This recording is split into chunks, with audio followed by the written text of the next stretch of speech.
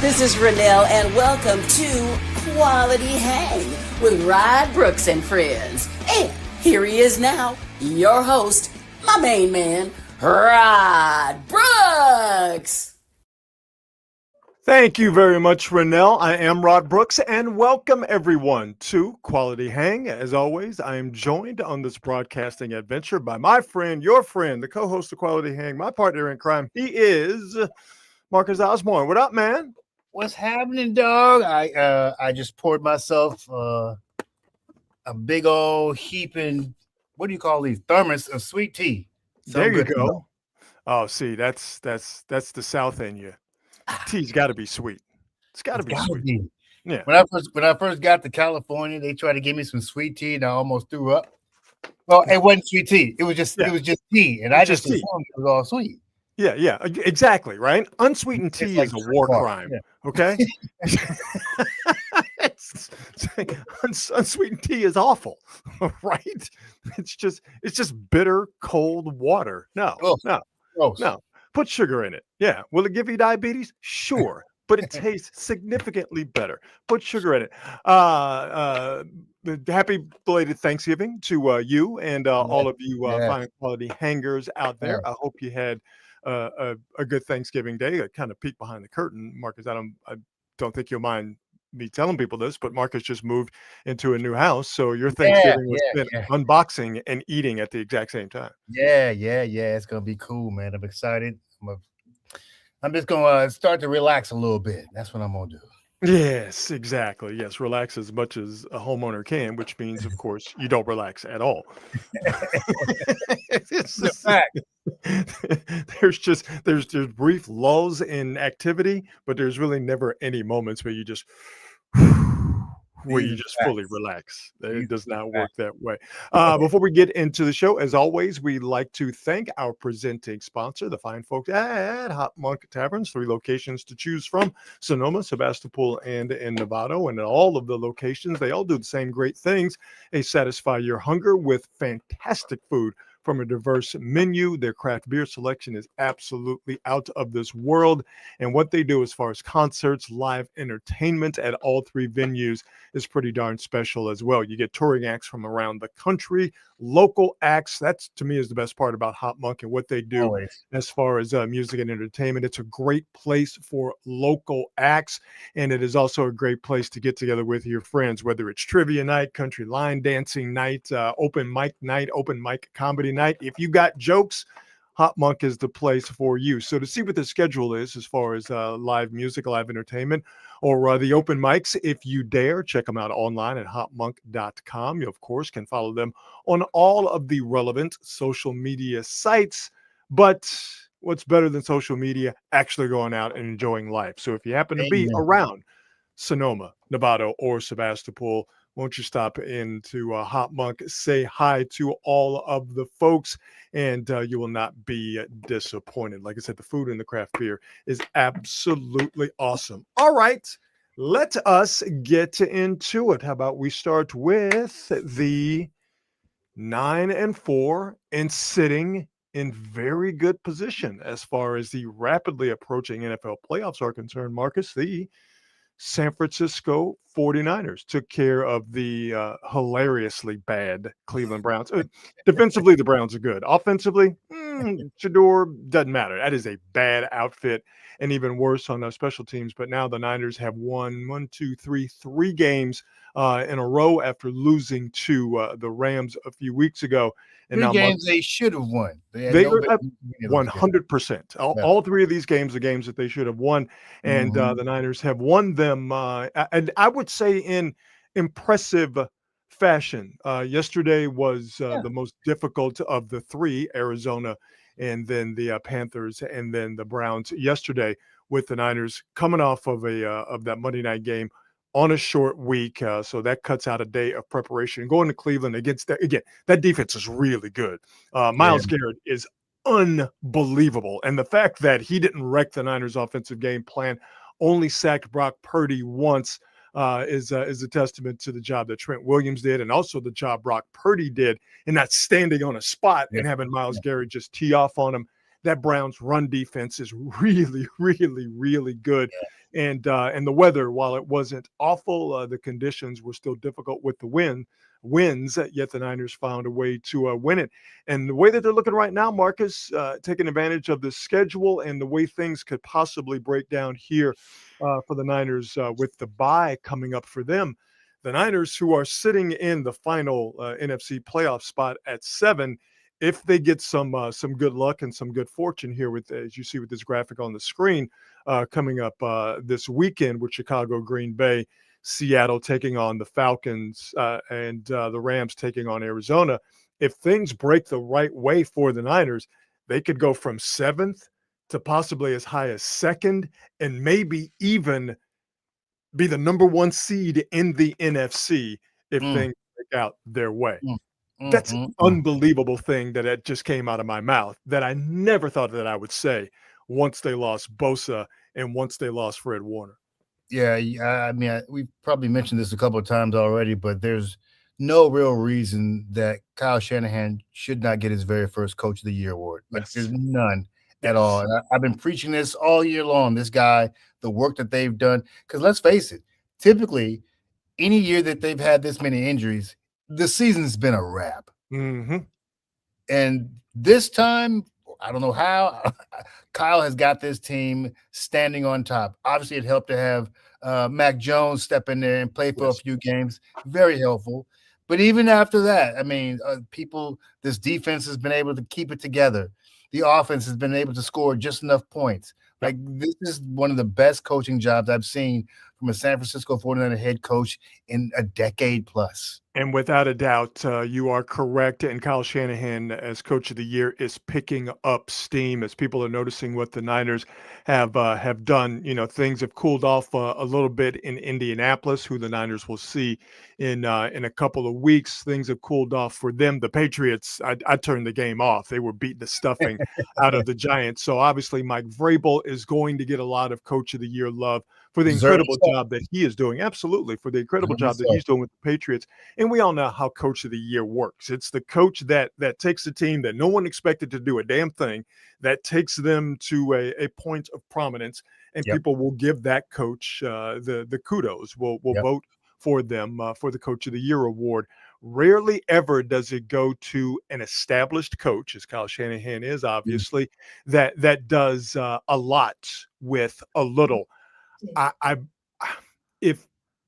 I think Vrabel's going to get it because of what I mentioned, how people view the Coach of the Year award. And again, he's done an incredible job.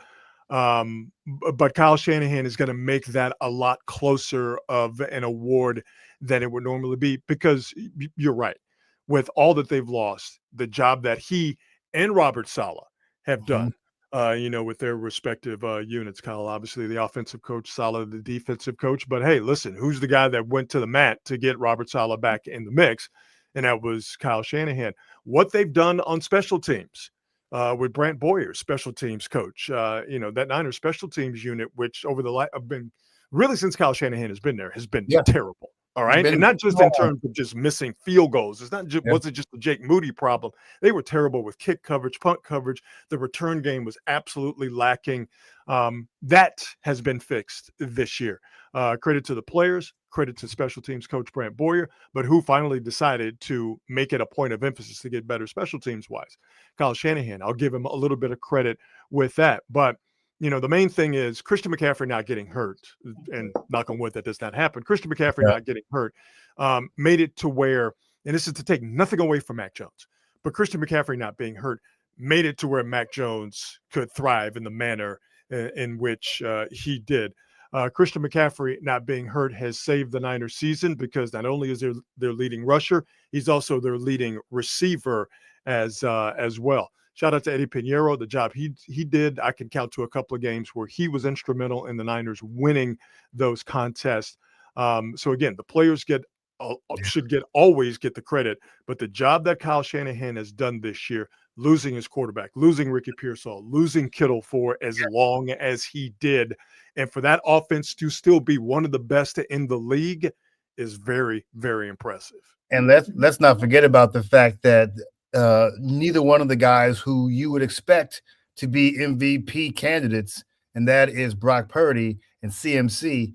Neither one of those guys has had standout years, and they're still scoring and killing them.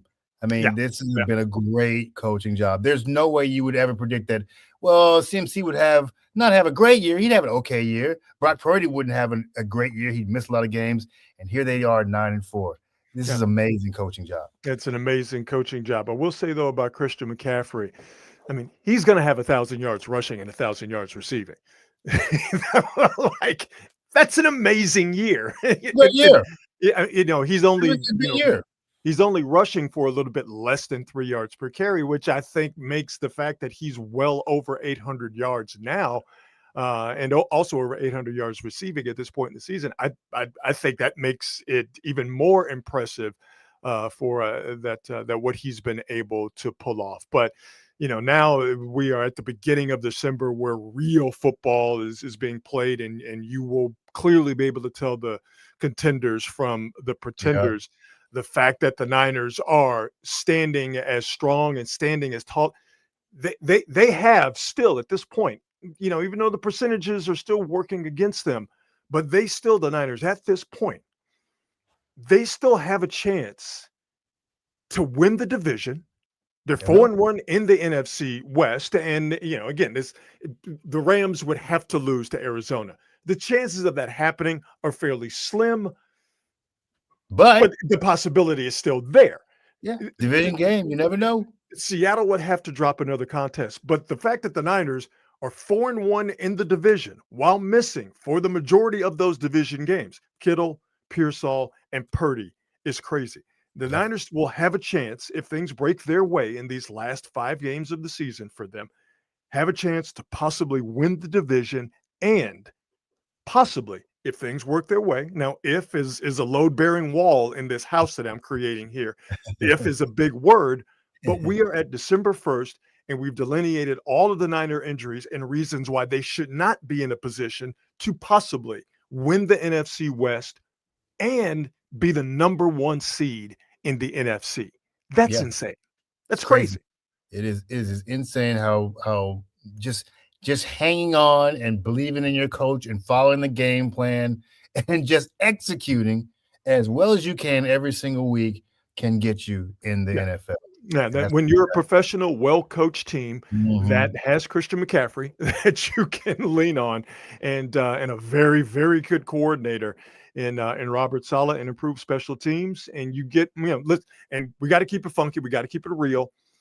The Niners have taken advantage of their 4th place schedule, of their last place schedule, because they would not have played.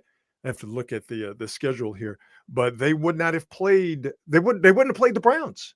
They would not have played the Browns.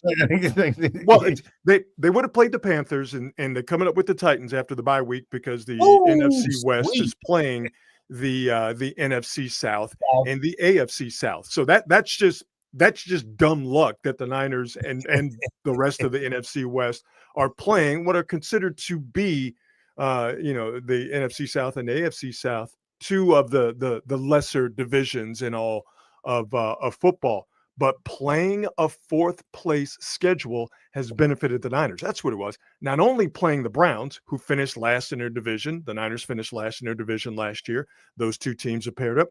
Getting a chance to play the Giants, who finished last in the NFC East last year. Niners finished last in the NFC West. Niners get that matchup. Niners take advantage of that matchup. So the Niners are, while they've been unfortunate with injuries, they've gotten fortunate with scheduling because of the divisional matchups, the NFC West playing the NFC South and the AFC South, and the Niners, because of their 6-11 record last year, playing a 4th place schedule. To get those wins against the Giants and the Browns, and then getting into the bye week and having a chance, now it gets tougher after you see the Titans.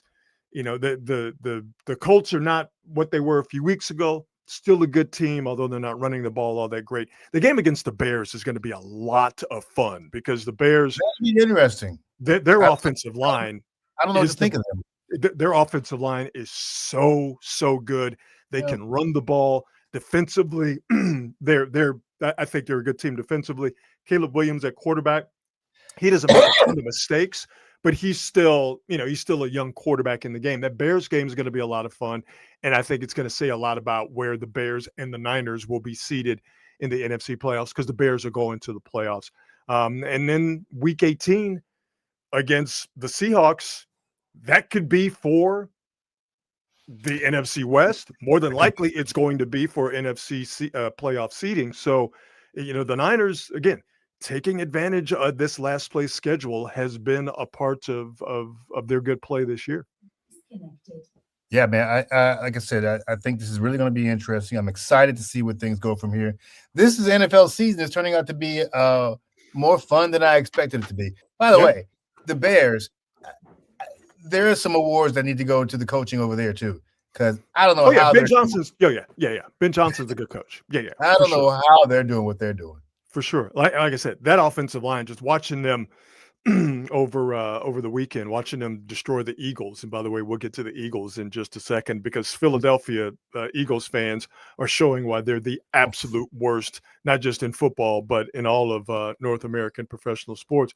But watching the Bears just maul that Eagles defense with that offensive line. I mean, I just had to watch that game basically just slack-jawed. That's one of the, if not the best offensive lines in football, but they play ball control. They run the ball.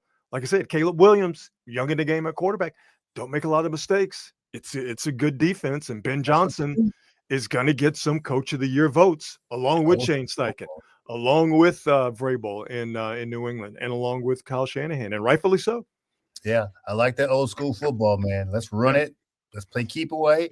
Let's play some defense. And I'm surprised to hear you say that you like what we've gotten so far this NFL season because you're not a big fan of parity. But no, this is Pete Rozell's dream. This is what the NFL wants. They want 14 teams, 7 in each conference, who are going to make the playoffs. And I think we can say confidently here on December 1st, it's the first of the month, as Bone Thugs and Harmony would say. And there is absolutely in either conference no clear-cut favorites to get to and win the Super Bowl. None. It is as wide open as I've ever seen it. Yeah. What the most exciting part to me is seeing teams that you would not have expected to do anything actually come up and be competitive. Mm-hmm. And so that kind of makes it for the drama that I typically like, which is kind of having somebody who's the hunted and everybody sort of Game of Thronesing it and fighting for who's going to get that throne. Meanwhile, we already know who's at the top. We're just trying to figure out how to bring that person down or those people down. Yeah. So this is pretty cool. Seeing Indy, seeing the Jags, seeing Chicago come out of nowhere, seeing the Texans. I mean, this is all entertaining stuff to me. And that's what's so tantalizing about the Niners and where they are right now, because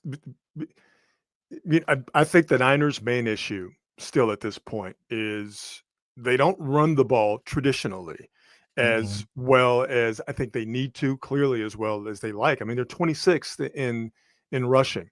And the Niners, in my estimation, don't defend the run as well as they should, and they need to.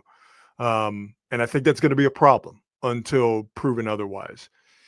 But they're getting enough of a pass rush, which a lot of people thought was going to be their Achilles heel, and it still may very well be, because you're not gonna replicate Bosa by any stretch of the imagination. But they have gotten over the last few weeks. I think they've crafted enough of a pass rush, and they do enough. Not enough for me, but I think they do enough stopping the run. I still think their tackling is below par. To me, missed tackles are the biggest issue for the Niners, and that shows up more so in the run game. But they get enough pass rush, they have enough run defense, and they have a good enough offense. Even if they don't run the ball in a traditional way, they can bleed the clock. They could go on long drives. Yeah. They can hit you for quick strikes. Yeah. If Purdy's not throwing interceptions, they don't make a ton of mistakes, and they get enough in special teams, in terms of actual field goal kicking and getting short fields on good returns and not giving up big plays on special teams. they do enough well enough to where that's why it's so tantalizing to be like, if the Niners get in the playoffs, they can make life interesting for themselves and miserable for teams that are, for a lot of people, more well suited to go on long playoff runs. Yeah, they are good enough to beat the best teams, but they're also bad enough to lose to some scrub team on any given Sunday. Yeah, it makes it interesting. I don't have an odds-on favorite at all. There's no one who I've seen where I'm going, yep, that's the team to beat. Nobody. No, I mean, the Niners could go to Philly and beat the Eagles. The Niners can go, my estimation, to Chicago, beat the Bears. They can go to Green Bay. They can go to Tampa and beat the Bucks. Yep. Or, whoever wins the South, more than likely, it's going to be Tampa. Or they could go to Carolina and beat the Panthers. Yeah. And flip side, the Niners could go to Philly and they get Lane Johnson back. Their offensive line gets back to what it was last year, which helped them win the Super Bowl. That Philly defense, which I still think is excellent, despite what happened to them against the Bears. The Niners could go to Philly and get curb stomped. Yeah. Anything's possible. Yeah. Saquon could go off. He could have a flashback like his last year, and all of a sudden, right. 200 yards.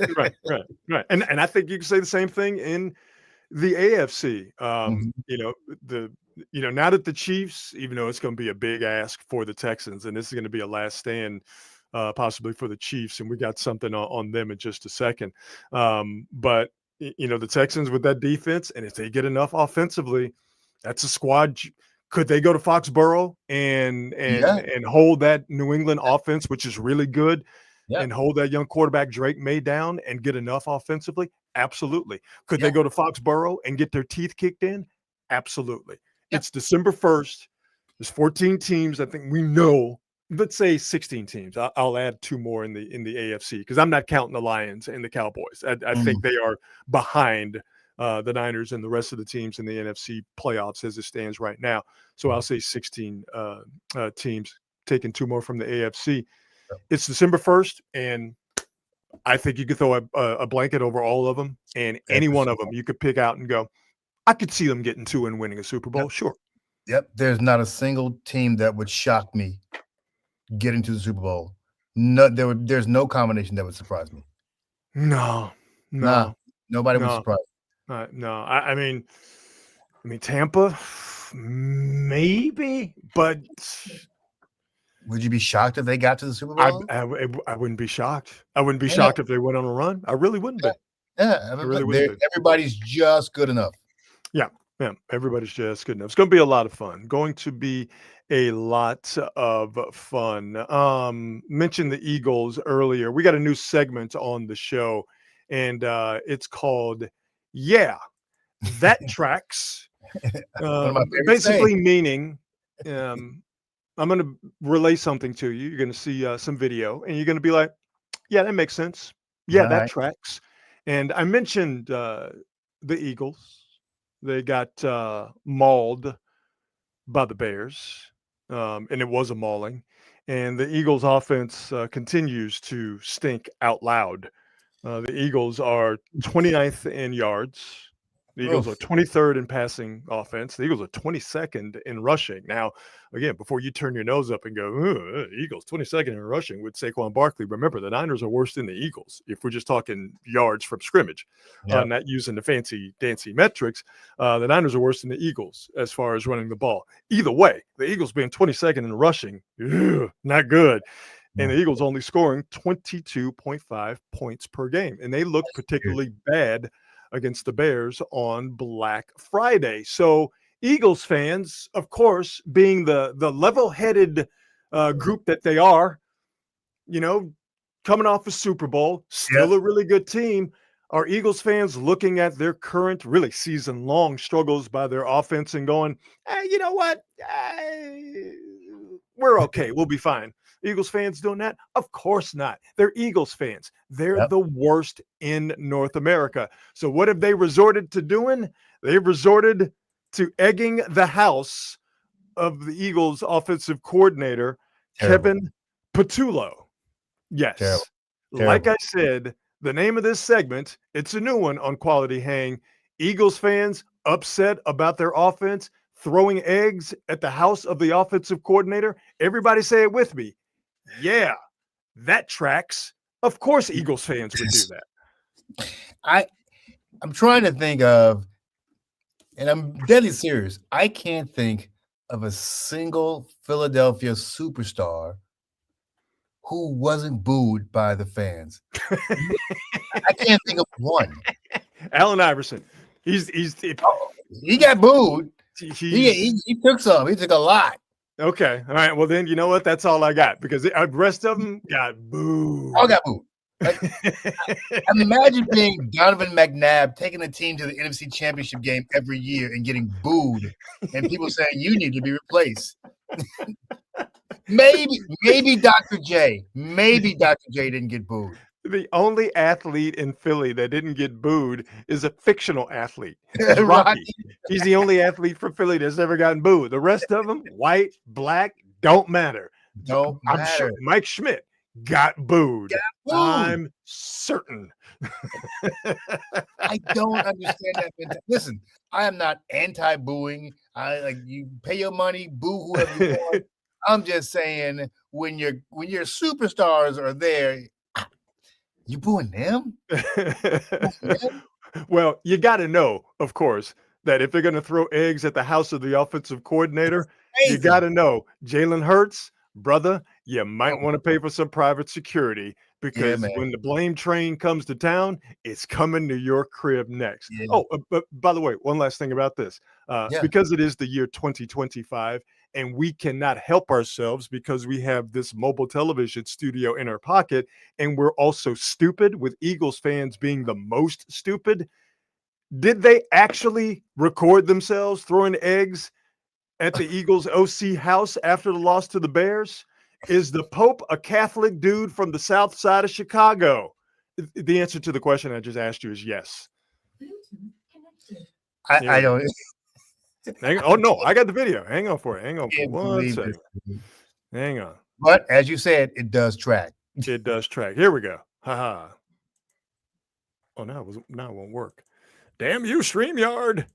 Here we go. We're going to add it to the stage here. Coming to the stage. Okay. Get the fuck out of Philly, go Birds, dickhead. Yeah.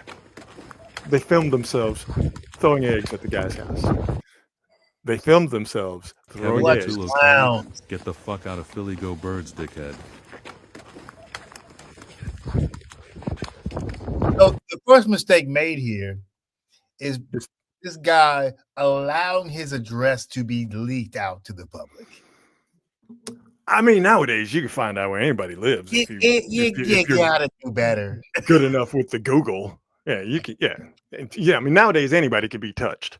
It's just a matter of whether you actually want to touch him or not.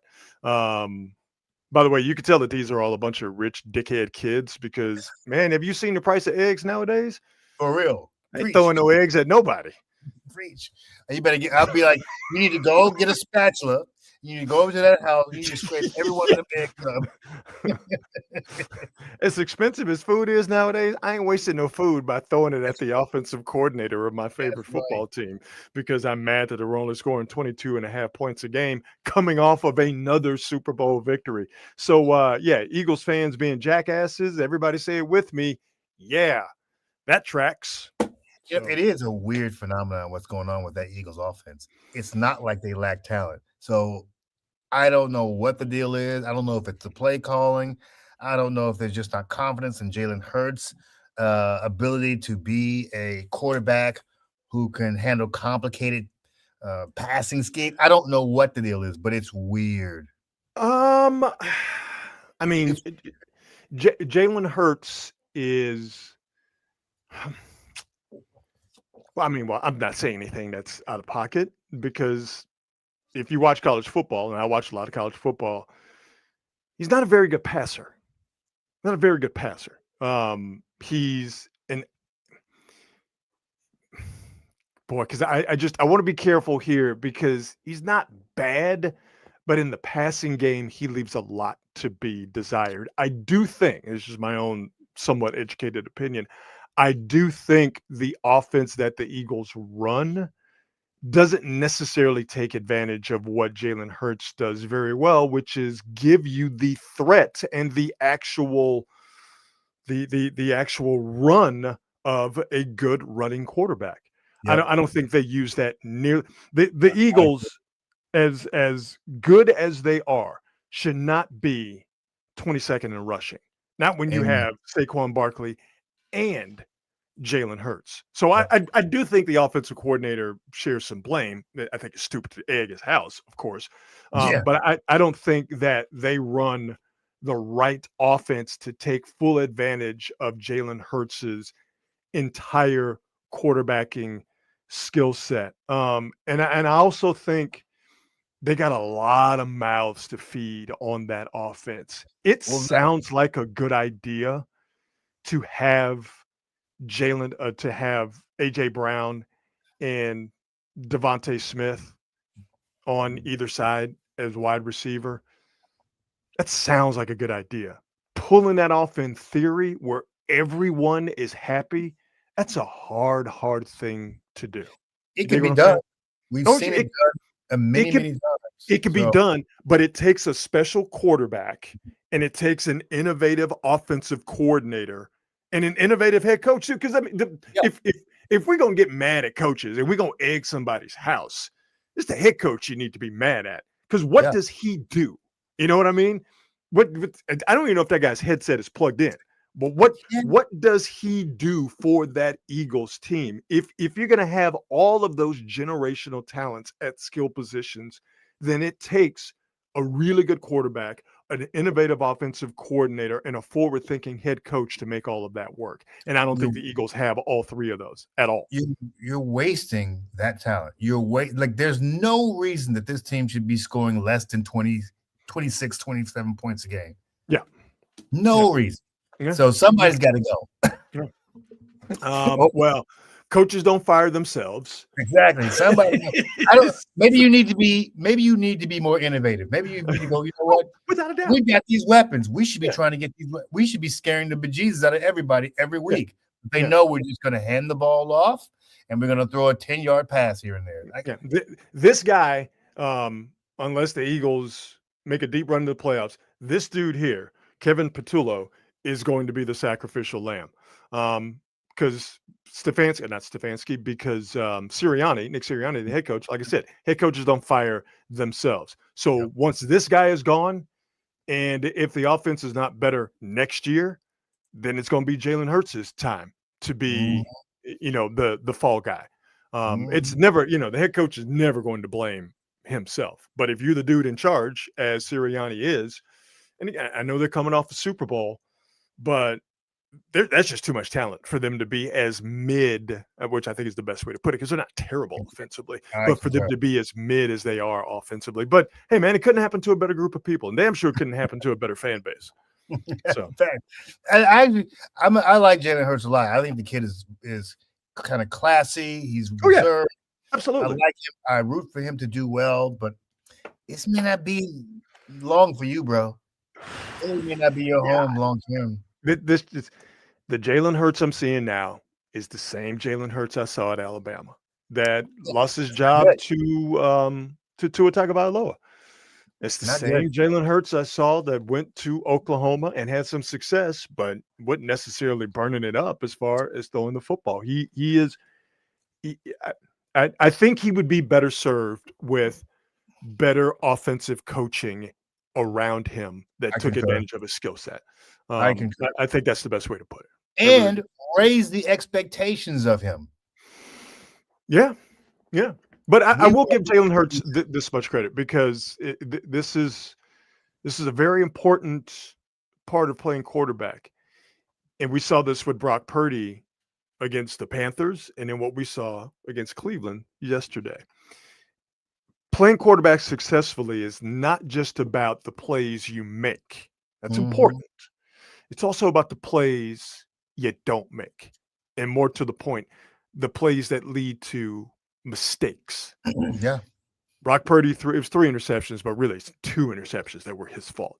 The third interception was a great play by the cornerback and a bad play design that didn't keep the cornerback occupied, so he could, in essence, play free safety. But those first 2 out of the 3 interceptions that Brock Purdy threw last week, this time against the Panthers, were especially the second one. He needed to either run that ball or check it down. And he was playing way too much hero ball. He was doing what he did last year, which got him in trouble interception-wise, which was trying to do too much. Now you then go to yesterday, all right, less than a week in Cleveland. Brock Purdy threw the ball away 7 times. That's the most he's thrown the ball away this year. Obviously, small sample size because he's been hurt, but he wasn't trying to play hero ball. He was taking the easy as it can be. He was taking the easy stuff. He was taking the check downs. And when he did take shots, when he did drive it downfield, he actually got off that back foot, boom, and drove the ball downfield.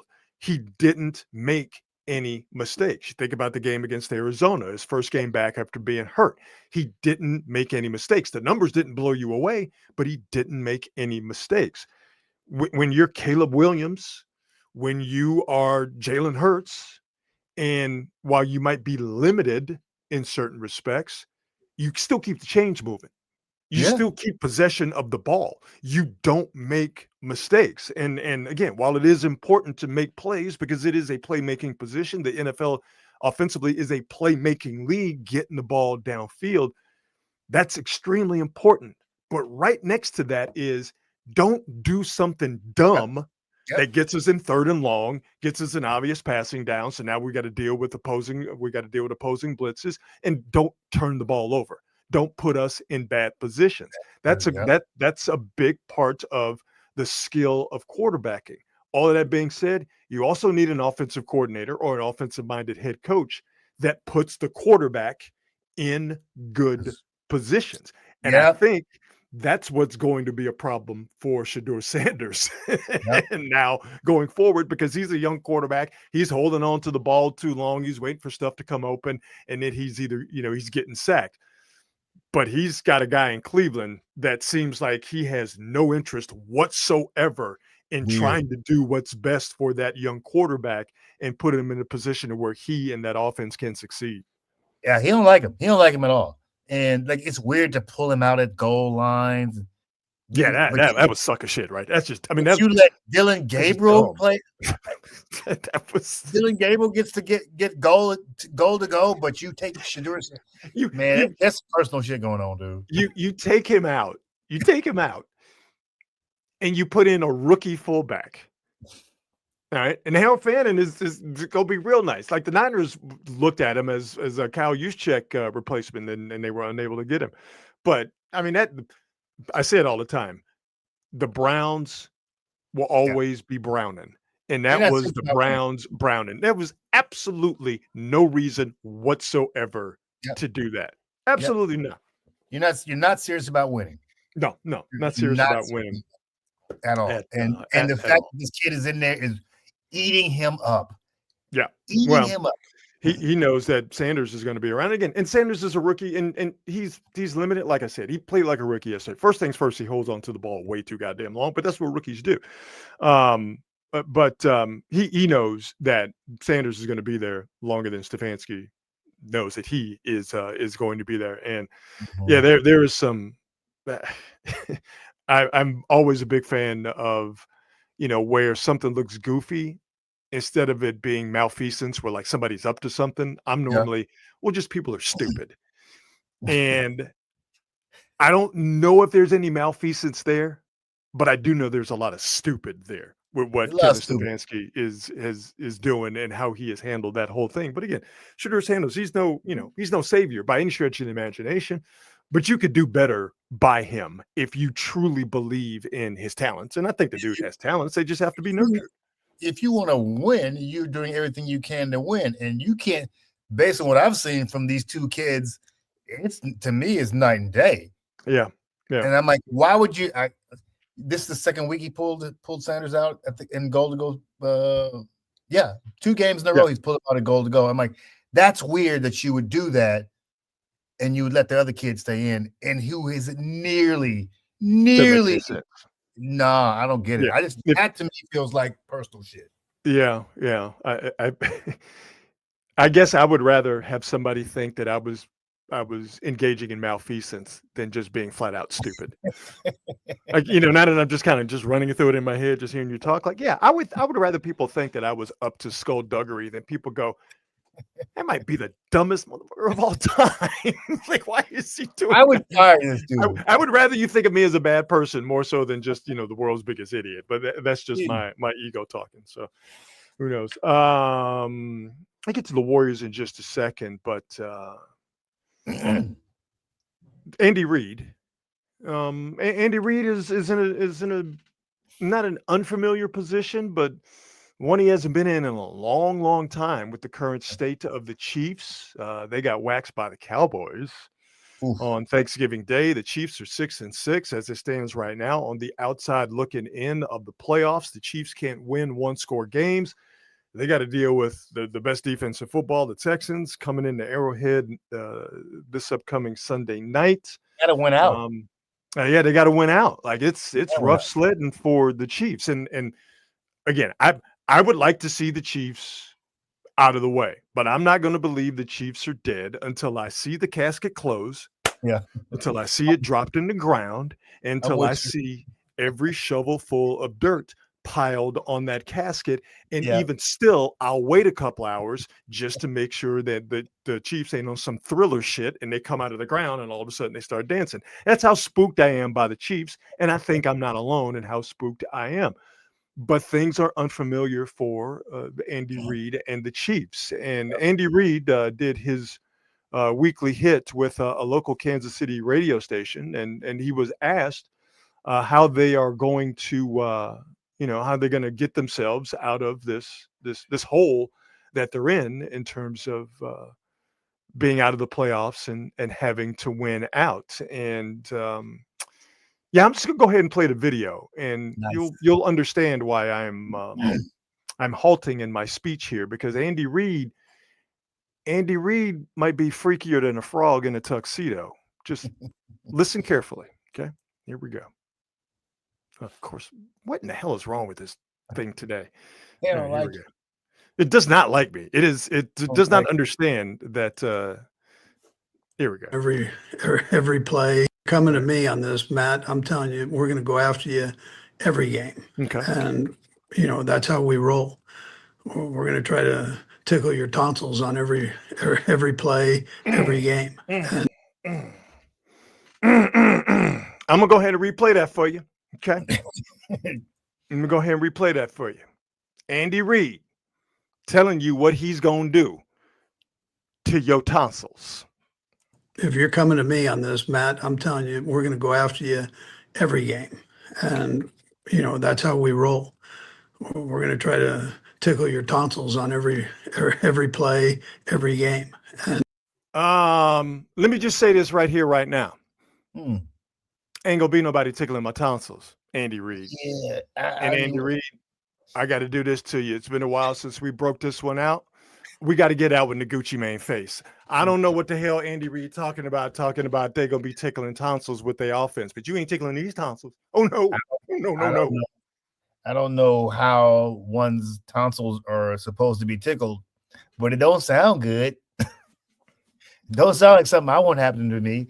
That don't sound like something I want a 70-year-old man telling me. That's the answer. Hey, man, listen.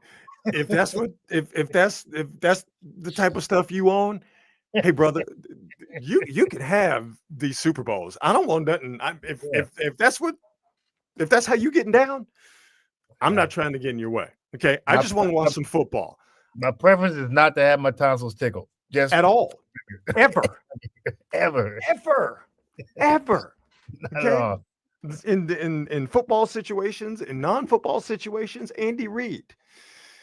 Yeah, that sounds like an OnlyFans trick. You got to get the Gucci Mane face, brother. I'm sorry about that.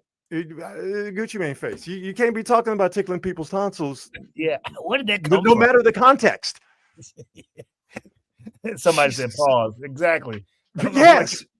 No. Not pause. Stop. No means no, Andy Reid. I do feel molested after hearing that. No means no. All right. I don't know. That's not how we get down. Okay, Chris, I understand. You can't say that while you over there looking like John Wayne Gacy sitting in that chair over there. That's unacceptable behavior.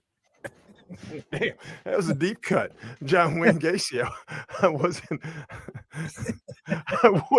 expecting that reference today, but we got it. So okay, so yeah, every play, every game. Yeah, definitely. I don't like how it's like he's leering down at me. It's like the way he's looking at me. So What was the guy on Family Guy? Chester the molester. What was his name? Oh, say, man, we might have to.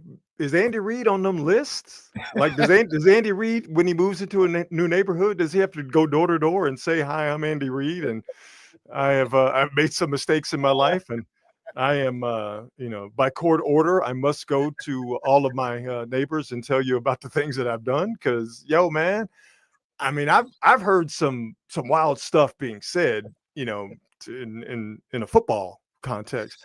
I ain't never heard about somebody talking about tickling That's tonsils. not what I heard. I ain't never heard that, man. Ever. Mm-mm. Okay. I've been covering football for 30 years, brother. I ain't never, ever. So And hopefully never again. yes, that would be great. That would be great to never hear anybody, particularly Andy Reid, say the following. If you're coming to me on this, Matt, I'm telling you, we're going to go after you every game. And, that's how we roll. We're going to try to tickle your tonsils on every play, every game. And like he thought about it and then he said it. I don't understand what that even. Yeah, you understand it. What are you saying, Andy? What are you trying to say? I mean, why would you go? You're a church man. You're a God-fearing Christian. Why would that even come out of your mouth? Allegedly. Oh man. So yeah. It's all I got to say to Andy Reid is no means no, brother. That's all I got to say to you about that. Anyway, moving on. I'm so glad I found that video, as you can tell by the smile on my face. Because first I read it, the quote, and I was gonna just put the quote up on the screen. But when I ran across the video, I'm like, oh yeah, we're playing that video. Of course, we're playing that video. Let's get to the Warriors here real quick. Spending last week doing Warriors pre and post game on NBC Sports Bay Area. That was so much fun, man. Shout out to my guys Bonte Hill and Festus Ezeli and Zena Keita and Kareth Burke. And who am I missing? Monty Poole and Dalton Johnson, man, had so much fun hanging out with those guys last week doing Warriors pre and post game live. But, getting a good close up look on the Warriors last week. Still a long way to go, but their problems are still numerous, and they are what we've seen before. They can't guard anybody on the perimeter. First and foremost, their lack of ability to keep opposing guards out of the paint is comical. How bad it is. I think you're missing the point. I don't think it's guards. I think it's these guys that you never hear of until they get to play the Warriors, and then they G off on them. Yeah, but the thing is, they're all guards. That's the trick. Yeah, but there's something. I think that Jimmy Butler and Draymond Green kind of hit this thing on the head. It's like there's you do well against the guys you're supposed to do well against, but then all of a sudden you let this other person just go the fucking town. I don't understand it. Yeah. A lack of focus. And I don't think that those guys, one thing those guys won't do, they ain't gonna lie to you. They may do some goofy shit, but they ain't gonna lie to you. And I don't think the effort is there. And if you watch those games, you see how is this dude wide open from three all the time. Yeah. But but to me, it's, and you're right about that. But the trick with the Warriors and watching them play defense and at times struggle mightily playing defense is that because they can't keep guys out of the paint, no matter who it is. Then all of a sudden that guy gets to the paint, they score because they give up points in the paint, like it's like they're giving out candy. So they'll either get to the rack because there's no perimeter defense, there's no point of attack defense. So they'll either get to the rack, or if there is someone there, Draymond mostly, to provide some rim defense, ball goes out, and then the ball moves on the perimeter, and then the Warriors get in scramble mode. So then they'll help, but then they'll help on a guy, and then when they try to recover off of that help because they can't stop the drives into the paint, it's the guy that they couldn't get back on the recovery. That's the guy that ends up hurting them. So they'll either give up a three, or then they'll just go take a headlong dash into the paint because the guy that helped is trying to run out on them, and then you can go by them. So it's like a house of cards almost. Their inability to stop people from getting what they want from the perimeter just fouls everything, and they're barely hanging on as it is defensively because of they're not very big, because of their lack of length and athleticism. It's just watching it up close, watching it in person for the last 3 or 4 games, whatever I was around for last week. Watching it in person was jarring when you actually see it live and you can see, the floor from a different angle. It's jarring to see how stressed they get defensively. You look at this team and they're defensively, they are so undisciplined. There's no cohesion. They're in constant scramble mode. And it annoys you to watch. It's galling to watch. Like it is. Nobody's blocking now. No, it's like all anybody's doing is basically worrying about their shots. I get when Draymond and Jimmy talk about people with their own agendas, et cetera, et cetera. Yeah, you watch them play, and that's what it looks like. Yeah. That's what it looks like. No cohesion. Yeah. It's so having trouble still guarding on the perimeter, giving up points in the paint because they can't guard on the perimeter, and because they're not a very big team. I mean, just watching what the Rockets did, and I know that's an extreme example because of how good the Rockets are, but watching what the Rockets did to them last week was just it was stunning. Which points, I mean, I think that's the perfect example of a game where a lack of discipline and focus lost them a game. Yeah, that was a very, very winnable game. Reed Shepherd got them. They let the Rockets get into the bonus in the third quarter, so they went to the free throw line over and over and over again, and the Warriors couldn't shoot. And then they were missing free throws as well late in that game. Bad. Yeah, it was bad. It was bad. It was bad for sure. And as far as offense is concerned, I mean, no reliable shooting outside of Steph. We don't know when he's going to be back with that thigh contusion that he suffered in the Rockets game. Steve Kerr said it's not serious. They just don't know how long he's going to be out. And so, lack of outside shooting. They're still small. But it's again, I think this team is going to look different. We've talked about this before. Once you get into mid-January and into February and March. But as it stands right now, 21, 22 games, whatever it is, into the season, the Warriors are, they're mid at best. They're 500 team. They're mid. 500 team. I mean, that's kind of what did Bill Parcells say? Your record, you are what your record says you are, and you're a 500 team. You're a middling team.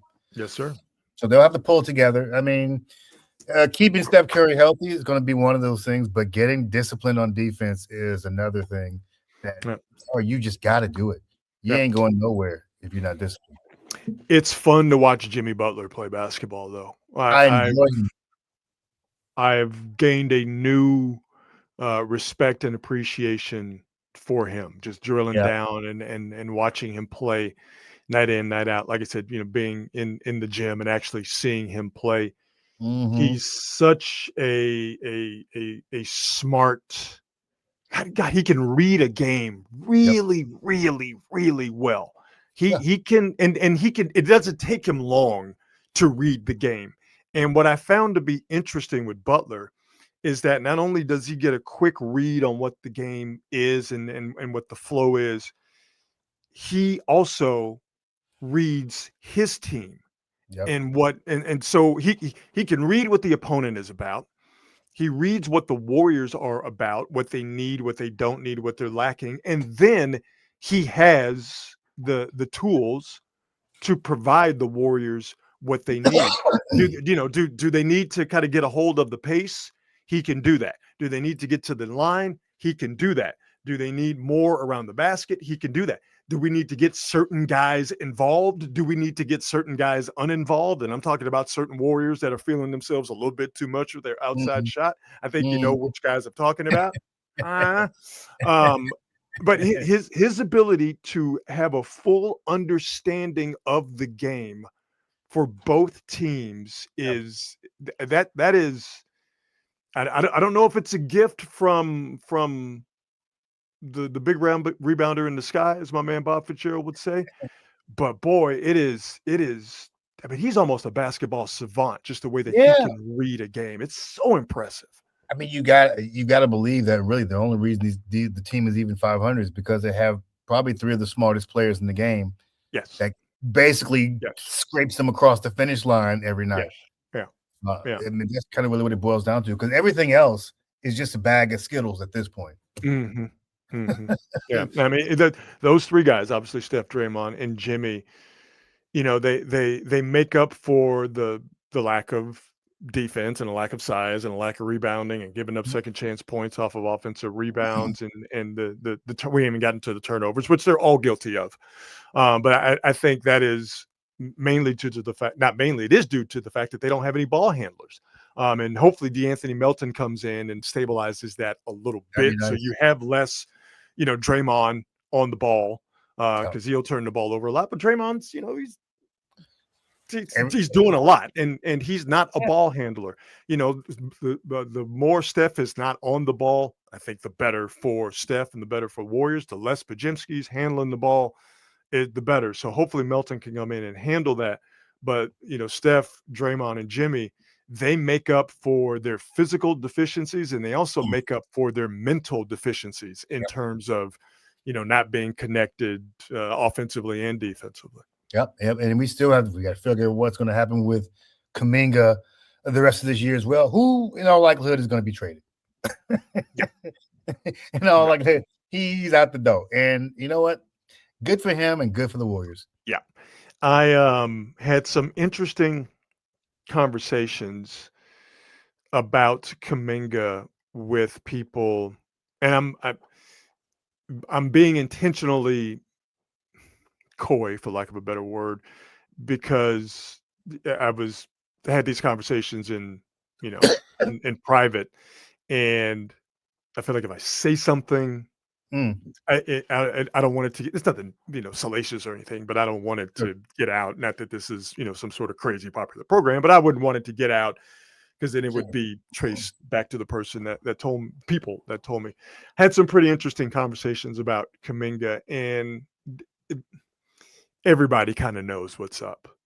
If you dig what I'm saying, everybody understands what's happening here. Of course, it would behoove Kuminga has to play well in order to showcase himself, and getting hurt really does disturb that. But everybody's playing nice because they know they're going to get rid of the guy. Yeah, that's the end. That's I mean, that's the end goal. Like, we know you want to go somewhere else. Yeah. We'll make it happen, but you got to come and deliver. Yeah, we can get what we can for you. That's where it's going. It is a marriage of convenience at this point.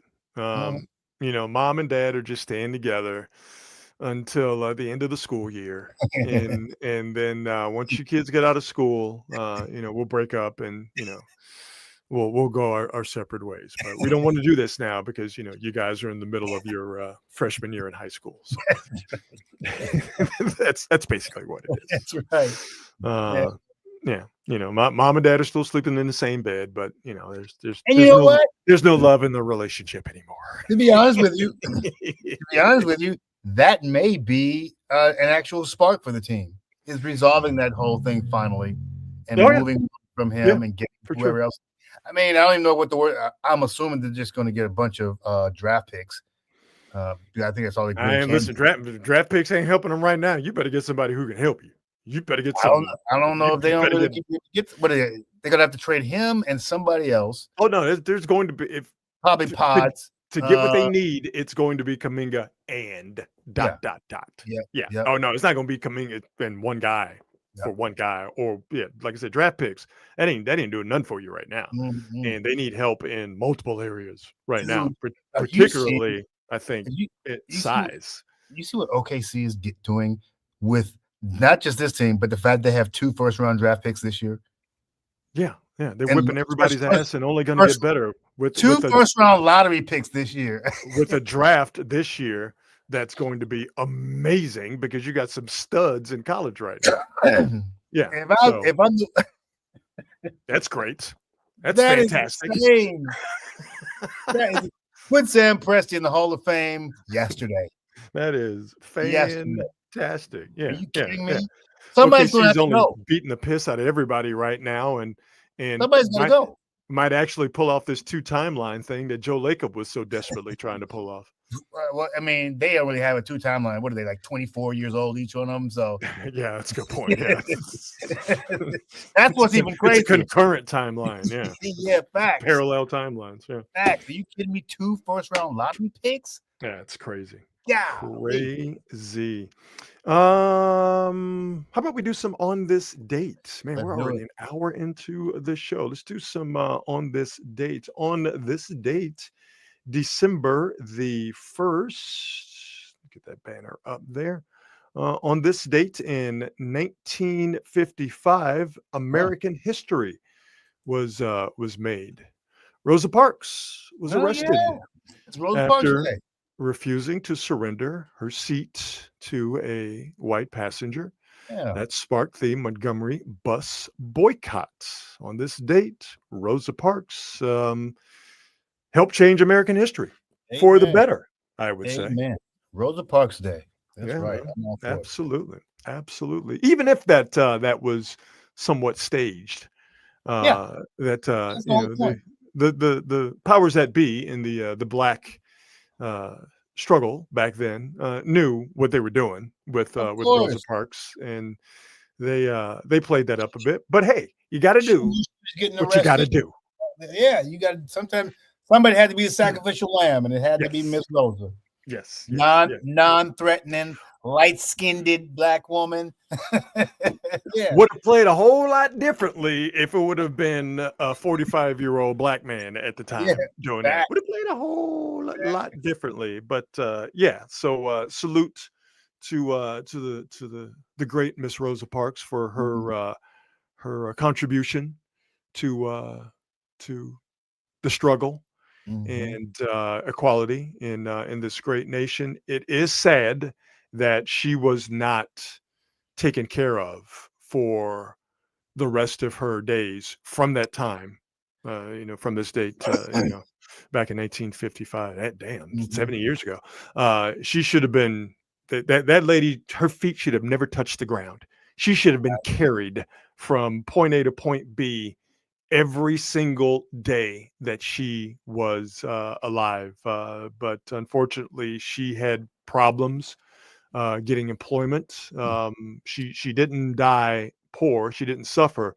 But I think it's sad that she wasn't treated like the royalty she was. Yeah, I'm curious as to whether or not she was interested, because she definitely was interested in monetizing her name, her story, all those things, because let's face it, she could have definitely made money. Yeah, but she should have never had to even think about that.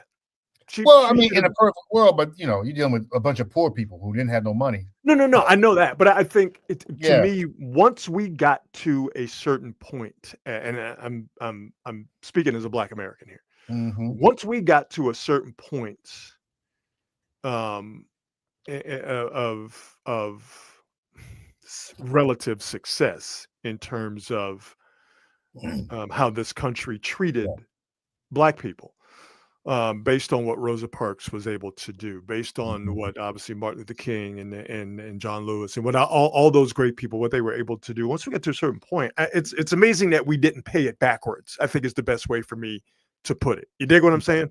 Like once we got to, I'm just going to pick an arbitrary date. Once we got to 1978, and so we had, that would have been maybe 12 years of the Voting Rights Act, all of those things that happened because of what Rosa Parks did on this date back in 1955 and what others did before and after that. Once we got to a certain point, I just find it's just me. I just find it sad that we didn't pay it backwards and uplift all of those people to deity status because of the work that they did that was very, very necessary, but very, very dangerous at the time.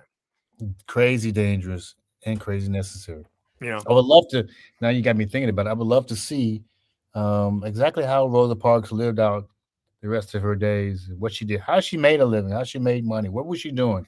Yeah, what people taking care of her? I would love to find out. I mean, man, somebody should have been putting money in On Rosa Parks' bag. Exactly. Yeah. All right. Bill Cosby should have been putting money in Rosa Parks' How pocket come every Bill Cosby goddamn. Well, I just picked a rich, successful Black man. You picked the top ones: Bill Cosby and Oprah.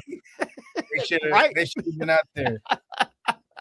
They was rich at the time. Jordan, Bill Cosby, and Oprah. They should have been putting money on her books. Who's the dude that owned BET? Robert Johnson. Robert Johnson should have been putting money in Rosa Parks' pocket every single month. I'm just saying. So on this date, back in 1955, Rosa Parks made a stand by sitting and sparked the Montgomery bus boycott, which was one of the sparks that fueled the end of Jim Crow in the United States of America. On this date in 1986, Salt and Pepper released their debut, Hot, Cool, and Vicious. That's the album with Push It on it and Tramp, if I'm remembering correctly. And my mic sounds nice too. But Push It obviously is the main track off of Salt and Pepper's debut, which came out on this date in 1986. And this is the first rap album by a female act to go gold and platinum. So what was funny was that, we, if you look at that picture, that's the original Spinderella who disappeared. Yes. The other one went into the Hall of Fame. This one just disappeared. Hey, they treated the old Spinderella like they treated the old Lionel from the Jeffersons. Just one day, it was just a different one. And we was all supposed to be like, well, I guess that's okay. It's different. Just all of the, you go to the concert. Oh, that's not the DJ I saw. We're still spinning. We're still spinning. So I guess we'll roll with this. I had this album. Like I actually had the album. Had to have Hot, Cool, and Vicious. Absolutely. I got that tape. I got that cassette at the Warehouse Records. There you go. There you go. So on this date, 1986, Salt and Pepper dropped their debut, Hot, Cool, and Vicious. And on this date in 1989, the cinematic Christmas classic, Christmas Vacation, came out on this date in 1989. As big of a trash bag as I think Chevy Chase is, and he is. Them vacation movies were funny. Classics all the way around. Yeah. I am not a Chevy fan, but them movies is funny. You and I are in the same boat on this one. I'm not a fan whatsoever. Yeah, whatsoever. Even before I found out that Chevy Chase was a world-class asshole. Then you find out he's a world-class asshole. Like, I'm glad my instincts were right. Don't like him at all. But obviously, the vacation movies and Christmas Vacation, which is what we're celebrating here, came out on this date of 1989. An absolute cinematic Christmas classic for sure. For sure. So there you go. On this date, Rosa Parks made a stand by sitting. Salt and Pepper dropped Hot, Cool, and Vicious in 1986, and Christmas Vacation premiered in 1989. There you go. On this date. How about we do best thing I saw today, and then we get the hell on out of here. Best thing I've seen today, and if you're new to the show, like to end with the best thing I've seen today. Self-explanatory. Something I saw on Beyonce's internets. It's the best thing I've seen today, and hopefully it will be the best thing that you will have seen today. Because I'm a weirdo, and I grew up, basically as an only child. I entertain myself still as an adult. Yeah. And I entertain myself. One of the ways I entertain myself is I like to do football cadences. I'll just be in the house. No, you don't. I'll just be in the No, house. you don't. And I'll get up to the line of scrimmage and I'll start barking out plays. No, you don't. Black 59 Razor. Black 59 Razor. I'll do it. It's again, Omaha. I will do it. There is nothing cooler than calling plays at the line of scrimmage and calling for the snap. Get it. And listen, I'll get behind the center. I'll also get in shotgun. Okay. I'll move guys in motion. I'll lift my leg. I'll do all of that stuff. Right. Because again, I'm a weirdo. And I saw this video today and I felt like I found a member of my tribe. And now I cannot wait to do what this guy is done in this video that you will see. So if you see me in a museum doing this, understand where I got it from. This is the best thing that I've seen today. Oh, gosh darn it.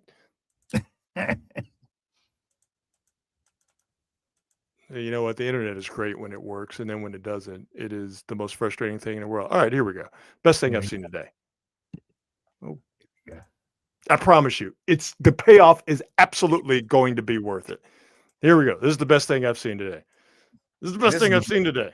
Right here. Right here. Right here. Right now. I promise you, you are absolutely going to love it. Watch this. Everybody. I promise you. Watch this. That's the stay. Here we go. What is that? Jay. She raised the mic. Buddy! What is it? Run!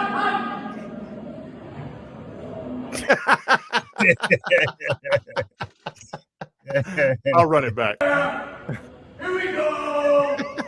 What is that? Jay! She raised the mic. Buddy! What is it? Run! What was the one that Patrick Mahomes did? This shit never works. This shit never works. And then he goes ahead and get the first down plus more. Pointing out the T-Rex is the mic. And then turning around and calling timeout. Maybe this is something that is really just the best thing that I've seen today. But I don't know. That just tickled me to no end. So very cool. Maybe it's the best thing you've seen today too. So there you go. I like it. So if you see me in the museum barking out a cadence at a T-Rex, just know that sometimes I can be weird. That's okay. All right, we're gonna get on up out of here. As always, we thank our fine presenting sponsor, the folks at Hop Monk Taverns, 3 locations to choose from: Sonoma, Sebastopol, and in Novato. Make sure you check them out if you happen to be near any of those fine Bay Area communities. And to all of the quality hangers watching, and especially all of you in the chat, thank you so much. Again, know that our broadcasts have been infrequent. Our schedule is all over the place. I in particular have just been crazy busy. So we haven't been able to stick to our schedule, but we are going to give you another quality hang on Thursday. So make sure you kick it with us.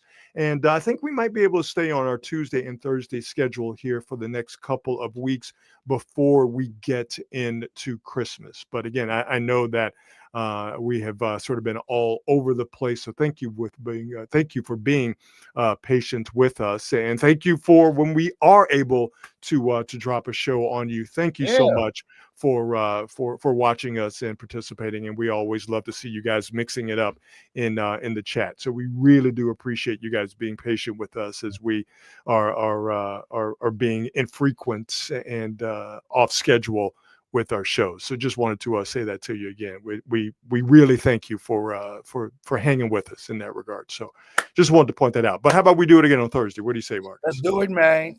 All right, we shall do it. Have yourselves a fantastic middle of the week. We will see you on Thursday. And as always, everyone, be good and be good at it. We'll see you. Bye.